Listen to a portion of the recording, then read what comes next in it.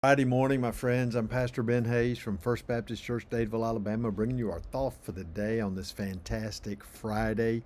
I hope it's going to be a fantastic Friday for you. I know it is for me because I'm looking forward to this weekend. I'm looking forward to Sunday morning when we gather to worship at 8:30 and 11, Bible study at 9:45, small groups at 4 o'clock, and our new members luncheon at 12. So come and be a part of this very, very busy day. I look forward to it. We've got something for everybody. Right now, we're in Hebrews chapter 11. We're talking about the roll call of faith. These are the heroes of the faith who, because of their faith in God, because they believed in God, they were counted as righteous. We've talked about Abel, who offered to God a more excellent sacrifice. Enoch, who was just so close to God. God took him on home. Faith. Noah, who was so faithful and obedient that he built the ark, and by doing so saved his family from the worldwide flood. And then we come to verse 8. This is the passage we know so well. By faith, Abraham obeyed when he was called to go out to the place which he would receive as an inheritance. And he went out, not knowing where he was going. By faith he dwelt in the land of promise, as in a foreign country, dwelling in tents with Isaac and Jacob, the heirs with him of the same promise. For he waited for the city which has foundations, whose builder and maker is God. Now Abraham, remember, he is the patriarch of the faithful. He is the first one of whom it is said Abraham believed God, and it was declared to him as righteousness. Abraham is the one where we see this over and over again throughout the Bible, because here's what happened. He was at home, and he was with family, and he was safe and secure and comfortable.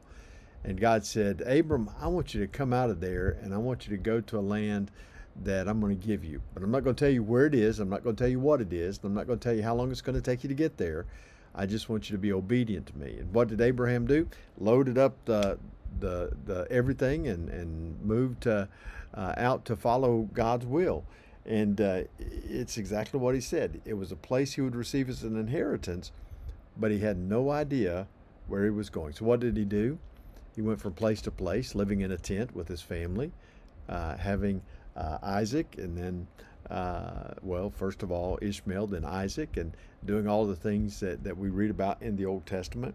And because of that, because of his faithfulness, God gave to him the son of promise, Isaac, through whom Jacob was born, who would be named Israel. And from him, the descendants of Abraham would become the nation of Israel. Now, why could Abram do that? How did Abraham have that ability to be faithful and to do this? Look at what it says. Because he waited for the city which has foundations, whose builder and maker is God. Now that, my friends, is faith. He wasn't looking for anything on this earth. He wasn't looking for an earthly blessing. He was looking for what was to come, for what God had promised to, and still promises to all of us who believe in him, who trust in him, who have given our hearts and lives to him. That is the joy that we have. And then right below that, verse 11, by faith, Sarah herself also received strength to conceive seed, and she bore a child when she was past the age, because she judged him faithful who had promised. Now, understand, when the announcement was made that she was going to have a baby, she laughed. And that's how Isaac got his name, which means he laughs. But she still had faith, and she believed in the promise. And because of that, she's included in this roll call of faith. Wouldn't you like your name to be included there? And all she had to do was have faith that God was going to fulfill his promise. Can I tell you, we have to have faith too, that God is going to fulfill his promise. You know what that promise is? That Jesus is going to return soon. And if he doesn't return before we die, either way, we get to go home to be with him. That's the kind of faith that we need. But she judged God, the one who made the promise, faithful, and that he would keep the promise. And look at verse 12.